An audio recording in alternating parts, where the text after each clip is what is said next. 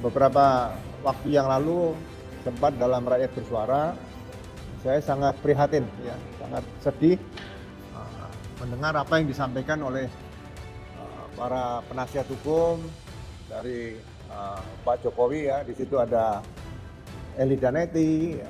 Kemudian ada juga namanya Pak Jamada Girsang, kemudian ada Pak Firman, ya, terutama yang berkaitan dengan hukum, ya. Ini yang mengarahkan pasal ini penasihat hukum dari Pak Jokowi sebelum laporan ke Polda Metro Jaya tadi. Ingin memaksakan, ya kan, semuanya orang-orang yang pernah membicarakan juga ijazah palsu Pak Jokowi ini dipenjara. Jadi tujuannya memenjarakan orang, ya. Mungkin penyidik yang tidak nurut arahan dari pihak Pak Jokowi juga banyak yang tidak naik pangkat, tidak dapat jabatan dan sebagainya. Kasihan mereka. Nah, ini harus segera dihentikan, ya. Kembali polisi sebagai alat negara, sebagai pelindung pengayom pelayan masyarakat, pemelihara Kamtimas dan penegak hukum yang benar-benar sesuai dengan amanat Undang-Undang Nomor 2 Tahun 2002 tentang Kepolisian Negara Republik Indonesia. Pada kesempatan ini saya ingin memberikan informasi lah, ya. Bukan saya lebih pintar nggak, karena saya lebih dulu membaca saja. Jadi beberapa waktu yang lalu sempat dalam Rakyat Bersuara, saya sangat prihatin, ya, sangat sedih mendengar apa yang disampaikan oleh para penasihat hukum dari Pak Jokowi, ya. Di situ ada Eli Daneti, ya. Kemudian ada juga namanya Pak Jamada Girsang, kemudian ada Pak Firman, ya, terutama yang berkaitan dengan hukum, ya. Jadi berkaitan dengan masalah restoratif justice atau yang sudah sangat familiar di masyarakat adalah RJ. Kemudian ada SP3, surat perintah penghentian penyidikan, ya. Saya yang telah berkecimpung di bidang reserse dan bertugas di kepolisian selama 30 tahun 2 bulan, ya. Ini masa transisi, ya, antara hukum acara pidana berdasarkan Undang-Undang Nomor 8 Tahun 1981 dan ada hukum acara pidana berdasarkan Undang-Undang Nomor 20 Tahun 2025. Ya. Nah, berkaitan dengan restoratif justice, apa sih artinya RJ itu? Atau restoratif justice adalah pemulihan keadaan. Jadi penegakan hukum yang tidak selalu berorientasi pada pemidanaan. Ini mencoba mencari terobosan sehingga tidak semua perkara dalam peristiwa pidana itu dibawa maju ke pengadilan. Ya. Nah, ini sudah diterbitkan sebelum ada hukum acara pidana yang baru tadi, nomor 20 tahun 2025, itu Kepolisian Republik Indonesia, ya, waktu dipimpin oleh Pak Listio Sigit ini, Jenderal Listio Sigit, telah menerbitkan peraturan kepolisian nomor 8 tahun 2021, yaitu penyidikan tidak pidana berkaitan dengan keadilan restoratif atau restoratif justice, ya. Restoratif justice yang diatur dalam peraturan kepolisian nomor 8 tahun 2021 tersebut, ya, itu mengarah kepada penghentian penyidikan atau biasa dikenal dengan SP3. Tapi SP3 yang tertulis dalam peraturan kepolisian ini itu berbeda dengan SP3 yang diatur dalam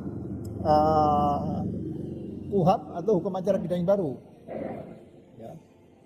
Kalau surat perintah penghentian penyidikan dalam KUHP yang lama yang digunakan untuk RJ menurut peraturan kepolisian nomor 8 tahun 2021, itu SP3-nya berdasarkan demi hukum. Ya kan? Nah, demi hukum ini kalau menurut hukum acara pidana yang lama nomor 8 tahun 81 pasal 109 KUHP yang lama adalah yang pertama, perkara tersebut bukan tidak pidana. Yang kedua, tidak cukup bukti, atau yang ketiga, demi hukum. Nah, demi hukum ini ada tiga kriteria. Yang pertama adalah kedaluarsa, kemudian tersangka meninggal dunia, yang ketiga adalah nebis in idem, ya peristiwa tersebut pernah mendapat keputusan hukum yang tetap sudah ya. Nah, kalau dalam RJ yang berdasarkan peraturan kepolisian nomor 8 tahun 2021, RJ-nya harus ditindaklanjuti dengan surat perintah penghentian penyidikan atau SP3. SP3-nya hanya berdasarkan demi hukum. Ya, kan? Nah, kalau demi hukum kan ada kriteria tadi, apa meninggal dunia, tidak cukup bukti atau bukan tidak pidana. Ya. Berarti kalau misalnya ada RJ berdasarkan peraturan kepolisian nomor 8 tahun 2021 dan undang-undang nomor 8 tahun 81, itu masih ada ruang untuk digugat pra-peradilan. Nah, siapa yang menggugat pra-peradilan? Biasanya yang menggugat pra-peradilan adalah pelapor. Ya. Tapi kalau sudah ada RJ berarti kan pelapor tidak menggugat pra-peradilan, terlapor juga tidak menggugat pra-peradilan. Nah, salah satu yang dapat menggugat kesempatan di sini adalah pihak jaksa penuntut umum bisa menggugat pra-peradilan tentang SP3 tadi. Nah, jadi kalau mereka para penasihat hukum tadi mengatakan dari penasihat hukum Pak Jokowi ya mengatakan bahwa ini menggunakan KUHP yang lama Undang-Undang 8 tahun 61 dan Perpol nomor 8 tahun 2021, berarti SP3-nya dalam rangka ini tadi masih banyak celah yang bisa diterobos untuk mendapatkan kepastian hukum. Ya. Jadi memaksakan di undang-undang yang lama, KUHP yang lama dan Perpol yang nomor 8 tahun 2021 itu masih banyak celahnya untuk bisa ditembus, ya, digugat kembali. Tapi menurut Undang-Undang Hukum Acara Pidana yang baru, Undang-Undang nomor 20 tahun 2025, ya kan, di pasal 24, ya kan, itu tentang penghentian penyidikan. Ya. Dalam penghentian penyidikan, menurut KUHP Hukum Acara Pidana yang baru itu ada 10 kriteria yang bisa memenuhi penghentian penyidikan atau SP3. Ya. Salah satu yang disebutkan dalam penghentian penyidikan tadi adalah nomor butir nomor H, yaitu restoratif justice. Restoratif justice kalau berdasarkan hukum acara pidana yang baru ini sangat kuat sekali, tidak akan ada yang bisa menggugat kembali di pra-peradilan. Kenapa? Karena pada saat restoratif justice ini dilaksanakan menurut hukum acara pidana yang baru, ya kan, itu harus berdasarkan pasal 79, 80, 81, 82, 83 dan 84 hukum acara pidana yang baru, yaitu adanya beberapa kesepakatan yang harus dipenuhi antara kedua belah pihak. Dilaksanakan selama 7 hari. Dan kesepakatan itu disampaikan kepada penyidik oleh terlapor. Setelah disampaikan kepada penyidik akan mengundang semua pihak. Baik terlapor, semua terlapor, pelapor, ya, kemudian penyidik, penasihat hukum situ hadir membuat kesepakatan dalam waktu 7 hari. Nah, setelah tercapai kesepakatan, pelapor wajib mencabut laporan polisi. Ya. Setelah pelapor mencabut laporan polisi, kemudian pihak penyidik membuat penghentian penyidikan atau SP3. Dan SP3 ini dalam tempo 3 hari diberitakan kepada jaksa penuntut umum dan dimintakan penetapan pengadilan. Jadi RJ berdasarkan KUHP Hukum Acara Pidana yang baru ini bisa dicek di pengadilan ke panitera. Pak, apakah ada penetapan RJ yang diajukan oleh laporan polisi yang telah dicabut oleh Pak Jokowi? Ini bisa dicek di pengadilan. Kalau tidak ada berarti RJ tersebut tidak sah. Ya. Sehingga kalau ini RJ ini memang benar-benar sah sesuai dengan hukum acara pidana yang baru tadi pasal 79 sampai dengan 84 KUHP dan sudah diberitahu ke jaksa dan sudah dimintakan penetapan pengadilan, ini tidak bisa digugat ke pra-peradilan. Ya. Jadi satu-satunya RJ yang sangat lengkap dan bisa dipercaya sudah ada kepastian hukum adalah RJ berdasarkan hukum acara pidana yang baru, yaitu Undang-Undang nomor 20 tahun 2025. Ya. Mudah-mudahan ini masyarakat nanti lebih jelas lagi bahwa tidak bisa kalau dikatakan RJ yang dilakukan oleh para 3 dari 8 yang dilaporkan oleh Pak Jokowi, yaitu Pak Egy Sujana, Kami Heri Lubis, dan Riston, ya kan? Itu kemudian pelapornya adalah Pak Jokowi dan kawan-kawannya 3 orang, ya. Itu berdasarkan KUHP lama, menurut saya sangat aneh sekali. Tapi kalau berdasarkan KUHP yang baru, nah ini ke depan tidak bisa digugat kembali. Karena apa? Semua laporan polisi sudah dicabut. Ya. Kalau hukum acara pidana yang lama, RJ berdasarkan peraturan kepolisian nomor 8 tahun 2021, itu laporan polisi tidak dicabut. Nah ini perbedaan di situ, sehingga masih bisa digugat di pra-peradilan. Ya. Tapi memang sulit karena sudah SP3. Kalau SP3 biasanya tidak bisa maju sidang pengadilan. Yang bisa gugat kalau KUHP yang lama berkaitan dengan SP3 itu hanya jaksa penuntut umum. Pelapor dan terlapor tidak bisa menggugat lagi karena sudah sepakat di situ. Ya. Ya, jadi ini hal-hal seperti ini jangan sampai yang sampaikan sama saudari Eli Daneti bahwa saya menyampaikan hal-hal yang tidak benar seperti itu.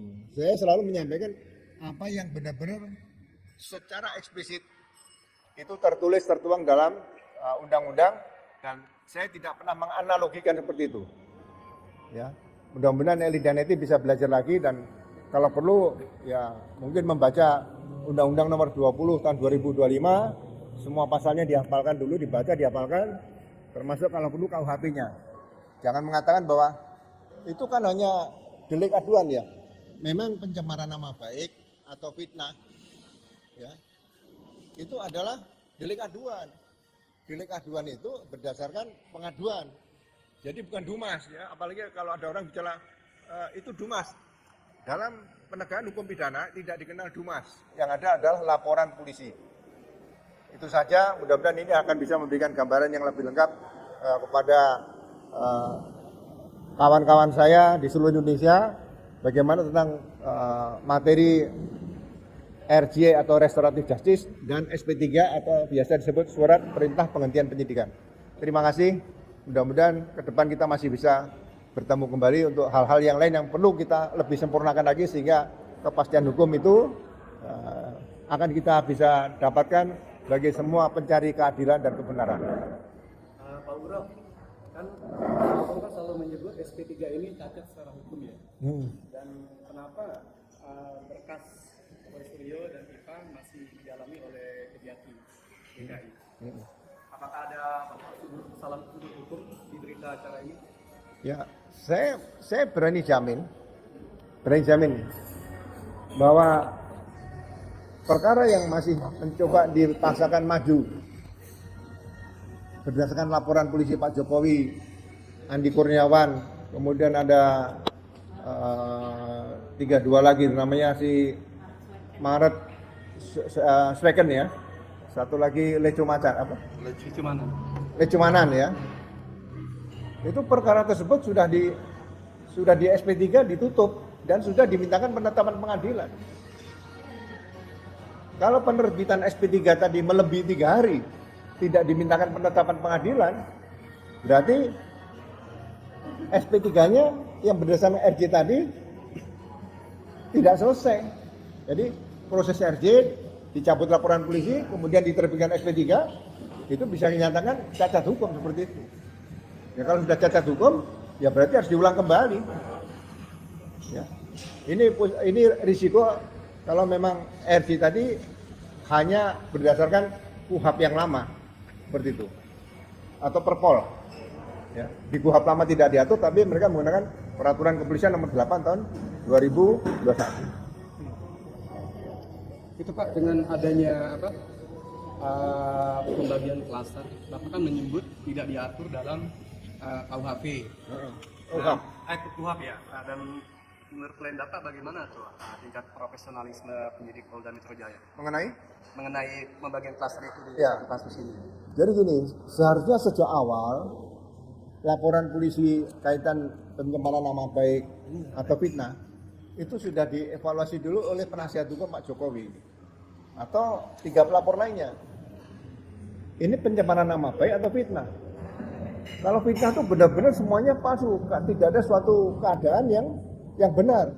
Kemudian dia membuat fitnah terhadap seseorang, itu fitnah. Tapi kalau pencemaran nama baik, ya sekarang berkaitan dengan kemungkinan masih ada fakta-fakta yang bisa mengatakan bahwa dugaan itu jasa palsu. Nah, itu sudah ada bukti-bukti awal yang bisa dipakai lah, seperti kaitan dengan pemeriksaan dengan foto secara kasat mata, kemudian dengan skripsi dan sebagainya, ya. Itu sebagai awal petunjuk bahwa itu ada dugaan seperti itu, dugaan ijazah palsu. Ya. Nah, ini tidak dianalisa, dijadikan satu. Nah, kemudian pelapornya melaporkan katanya 12, pertama itu jadi 8. Harusnya tidak bisa. Lapornya cukup satu orang masing-masing, satu orang satu LP. Kan tidak ada pencemaran nama baik yang dilakukan, otaknya siapa, kemudian yang melakukan siapa, kemudian yang membantu melakukan siapa, ya kan?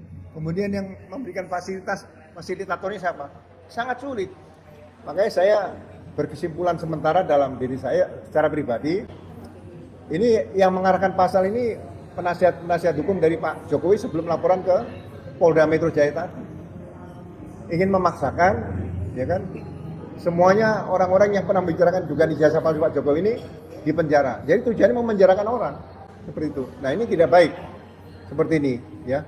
Padahal polisi itu kan menyidik perbuatan. Jadi ke depan nanti kita tidak perlu memikirkan apakah Pak Jokowi diproses, ya kan? Tidak perlu. Yang coba kita buktikan, kita adakan penyidikan itu adalah dugaan ijazah palsu tadi. Siapa sih sebetulnya yang menggunakan ijazah palsu ini? Bukan yang membuat, nanti yang kedua lah. Yang memiliki nanti yang ketiga, nanti terakhir. Ya, karena beliau sebagai pernah jadi presiden, kita upayakan siapa yang otak yang punya inisiatif menggunakan ijazah palsu ini. Yang pertama untuk menjadi wali kota Solo 2 kali, 2005-2010.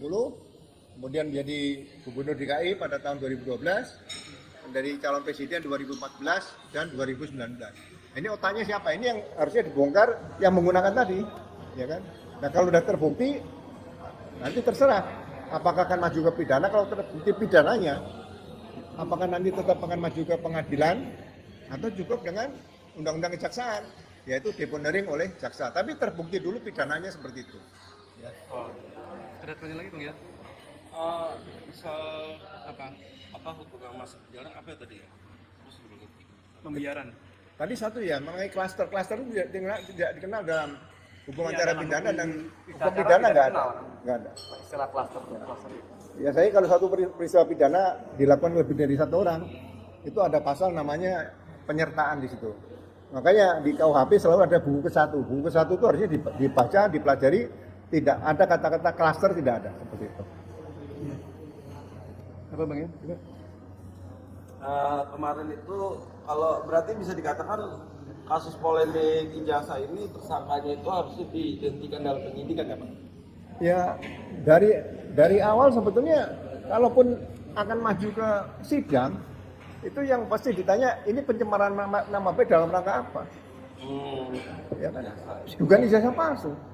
Jadi persoalan dugaan ijazah palsu ini ya saya berharap Polri bisa segera menyelesaikan dugaan ijazah palsu tadi ini.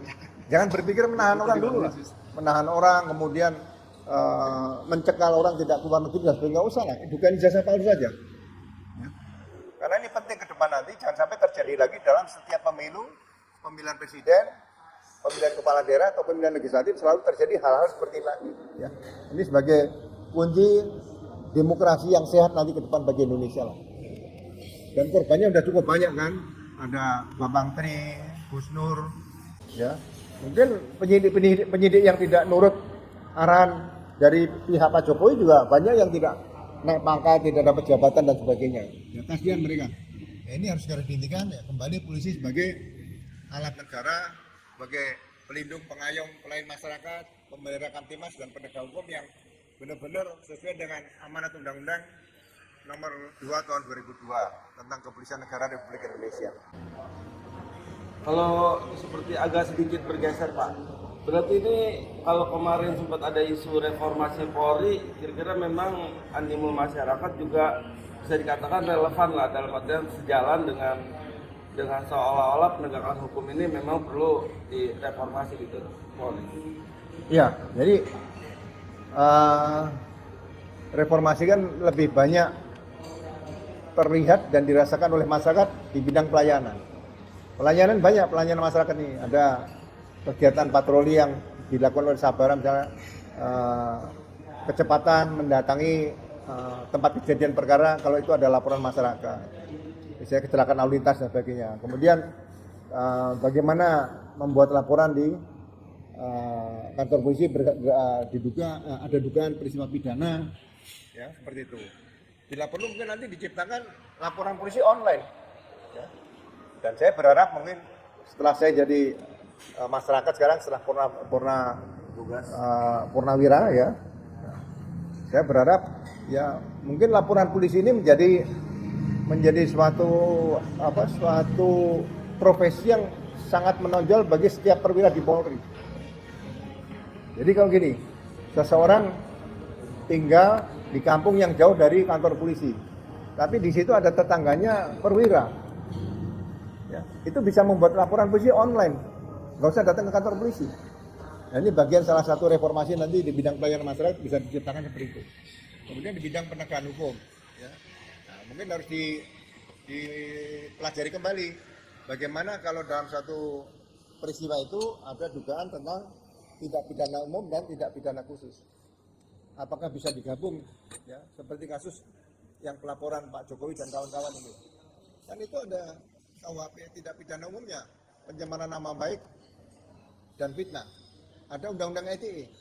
Nah, seharusnya menangani siapa nih? Harusnya kan sesuai dengan KUHP yang lama pasal 63 itu tadi.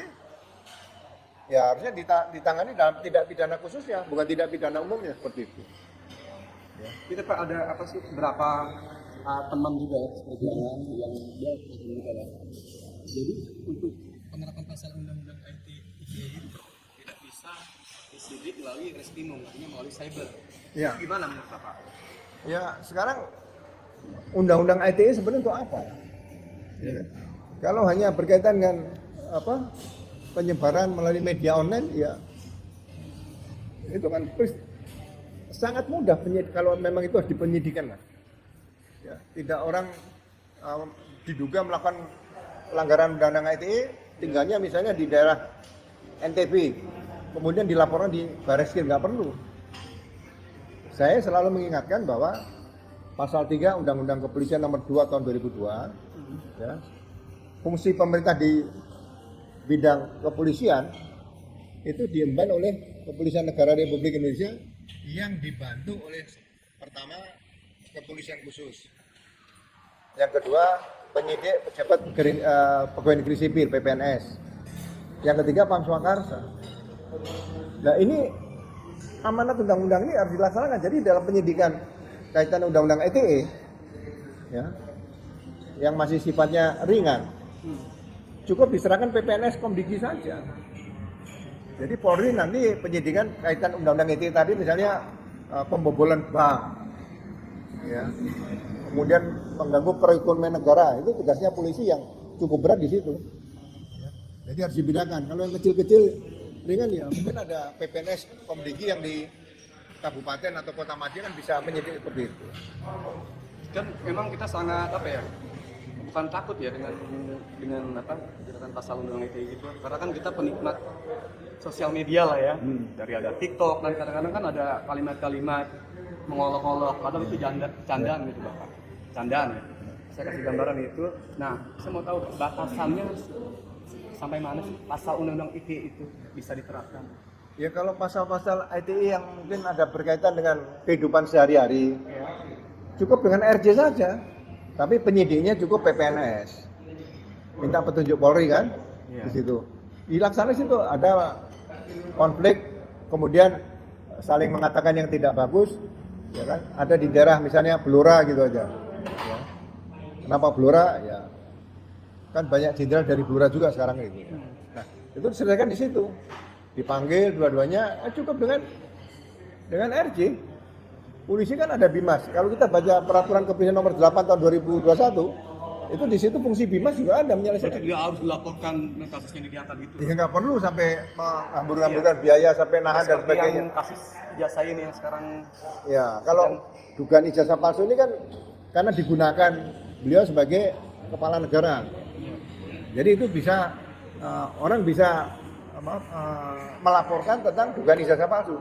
Tapi kalau ijazah palsu ini tidak digunakan, ya nggak ada masalah. Seseorang punya ijazah palsu hanya disimpan di rumah, nggak ada masalah. Gitu loh. Tapi kalau digunakan, itu KUHP yang lama, pasal 263 ayat 2-nya kena dia. kalau ini ya. Itu sementara ya Pak, di tengah polemik ini kan bukan hanya apa namanya, kalau yang tersangka ikut berkomentar itu tentunya pantas ya. Kalau penegak hukum ikut berkomentar itu pantas. Atau advokat juga berkomentar pantas. Tetapi ini dalam polemik Pak Ijazah ini, Pak Roy dan Bu Tifa yang ikut berkomentar, bahkan buzzer-buzzer Jokowi juga ikut berkomentar seolah-olah lebih paham soal hukum. Ya. Gimana sih Pak? Apa itu nanti akan berpengaruh dengan arah pendidikan atau berpengaruh dengan untuk membentuk opini publiknya, menimbulkan ya itu seperti apa Pak? Ya, anggota Polri kan sekolah, berarti punya ilmu ya kan. Saya juga suka mendengar beberapa yang mengatakan, udah nanti ditunggu aja pengadilan. Di pengadilan ini mau makan soto apa Pak? Ini kan yang tahu penyidikan kan penyidik Polri ini, ada jaksa, hakim. Tapi kalau Basar tahu nih nggak pernah jadi polisi, nggak pernah jadi jaksa, nggak pernah jadi hakim. Udah pokoknya nanti Pak Roy tunggu aja pengadilan. Kalau di pengadilan ada soto, ada es krim kan saya mau diajak ke pengadilan juga kan gitu. Dan di pengadilan mau apa? Berkas perkaranya ini dari awal secara kasat mata. Kalau sudah RJ itu berarti keadaan sudah dipulihkan dan tidak berorientasi kepada pemidanaan. Ini sudah selesai. Kenapa susahnya seperti itu ya? Dibikin berlarut-larut, ya kan? Makanya saya katakan ya jangan sampai buzzer ini ya kan ikut-ikut nimbrung supaya seseorang itu bisa ditahan, ya kan?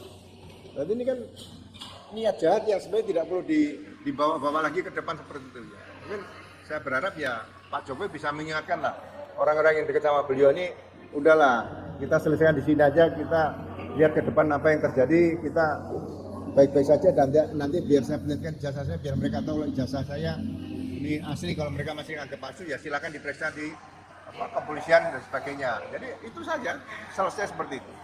Ya. Jangan ada penahanan dan sebagainya supaya tidak selalu ribut seperti ini. Ya, bagi saya seperti itu aja. Ini Pak Bro, kan banyak pemirsa dari Refli Harun juga dan netizen yang lain ya. Dia menangkap SP3 atas permintaannya Kubu Roy ini nih yang bersama Troya. Nah itu seperti halnya respon ke SP3 gitu. Mereka salah tangkap di situ. Iya. Ya. Jadi karena seperti nanya, benar Mas Roy RJ gitu. Benar. Jadi ketika meluncurkan kemauannya kasus ini dihentikan seperti itu. Itu coba bisa dijelaskan nggak secara rinci? Iya. Ya makanya sejak yang dimaksud itu. ya, sejak terbitnya restoratif justice antara Pak Jokowi dengan Egy Sujana dan Damai Rupin Rismon, ya kan?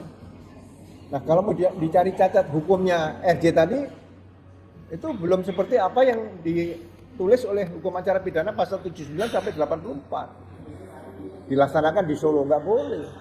Tapi oke lah kita terima, anggap RJ sudah selesai, sudah sepakat dan sudah terbit SP3. Nah, SP3 ini berlaku bagi semua yang dilaporkan di situ. Ini penyidik sudah melihat ada restoratif justice dan penyidik yang punya kewenangan menerbitkan SP3.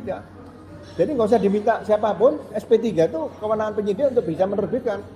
Jadi seharusnya SP3 yang diberikan kepada Damai Hari Lubis, Pak Egy Sujana dan Rismon itu juga diberikan tembusannya kepada Pak Roy Suryo, Bu Tifa, terus ada Bu Kurnia, ada Pak Rizal Fadila, ada Pak Rostam, satu lagi siapa itu? Berikan semua, 8 orang menerima. Dan itu bisa dicek di pengadilan. Kalau tidak ada di pengadilan berarti SP3-nya dalam rangka RJ tadi tidak sah. Jadi nggak usah masing-masing, wah nanti Pak Roy minta RJ. Nggak usah minta, itu RJ itu kewenangan penyidik, bukan hak tersangka meminta atau terlapor minta, itu tidak ada. Oke, terakhir Pak Bro, saran konkret Pak Bro apa nih kepada Kapolri dalam penanganan kasus yang sensitif ini ya. Nah, supaya tidak menimbulkan kegaduhan proses hukum ke depannya. Ya, saya berharap ya masalah pencemaran nama baik dan fitnah seperti pelaporan Pak Jokowi dan kawan-kawan tadi sudah terbit SP3 berarti kasus sudah ditutup selesai. Ya kan? Nah sekarang tentang penggunaan dugaan ijazah palsu kan ini ada hasil sidang KIP oleh Pak Bonatoa dan Bon Jovi ya itu ada. Nah ini harus diberikan jawaban yang ada kepastian hukumnya. Saya rasa penyidikannya nggak terlalu lama ini, ya. Nggak terlalu lama bagi saya. Kalau saya melihat, ya cukup dilihat masuk kuliah tahun berapa, ada harian kedaulatan rakyat, temannya siapa saja, KKN di mana, dosennya siapa, dugaan tanda tangannya yang ada di ijazah tadi, ini bisa dibuktikan semua. Ya. Jadi tidak tersulit. Nah kalau memang itu sudah bisa dibuktikan, ya kan, ya sudah. Kemudian cukup bukti misalnya pidana kirim ke jaksa. Nah saya berharap ini juga tidak sampai ke sidang. Cukup jaksa setelah terbukti tidak pidana bisa disampaikan namanya deponering. Itu di undang-undang kejaksaan diatur seperti itu. Ya. Jadi intinya sebaiknya kasus ini maju ke persidangan atau memang dihentikan saja Pak penyidikannya atau diulang lagi dimulai SPDP dimulai laporan baru misalkan tempo hari kan ada usulan seperti itu jadi mundurnya jauh banget justru ini harusnya diulang lagi gitu seperti Jokowi melaporkan kembali. Ya. Sangat ini Pak. Kalau itu bisa terjadi hal seperti yang dikatakan tadi, penyidikan ulang dan sebagainya, berarti ini juga akan menyalahi pasal 81 hukum acara pidana yang baru. Berarti RJ itu dijadikan alat intimidasi, itu nggak boleh dilakukan. Merendahkan martabat orang lain itu juga merendahkan hak asasi manusia tidak. RJ itu memberikan derajat di depan hukum semuanya sama atau equality before the law seperti itu harus dijaga ya.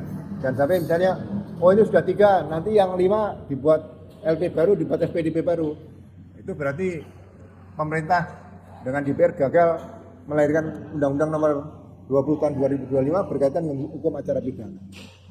Kasihan nanti produk hukum acara pidana yang baru ini akhirnya juga menimbulkan korban-korban seperti itu dan akan digunakan dalam penegakan hukum ke depan nanti di seluruh Indonesia. Ini yang bahaya seperti itu. Jadi sebaiknya lanjut persidangan atau dihentikan Pak layaknya seperti apa? Pencemaran nama baik dan fitnah yang dituduhkan kepada 8 tersangka itu berdasarkan restoratif justice itu sudah diterbitkan surat perintah penghentian penyidikan, berarti kasus itu sudah ditutup, sudah selesai, tidak bisa diproses kembali ya. Jadi kalau nanti ke depan jaksa masih menerima dan sebagainya sampai sidang, nah, saya akan melihat di sini nanti penilaian saya ya kita diskusi lagi, kita lebih tajam lagi. Oh ternyata negara Indonesia adalah bukan negara hukum seperti itu. Ya. Dan sampai ini luar negeri juga memantau ini seperti itu. Ya. Ya. Oke. Ya, terima kasih ya. Iya, terima kasih Bapak.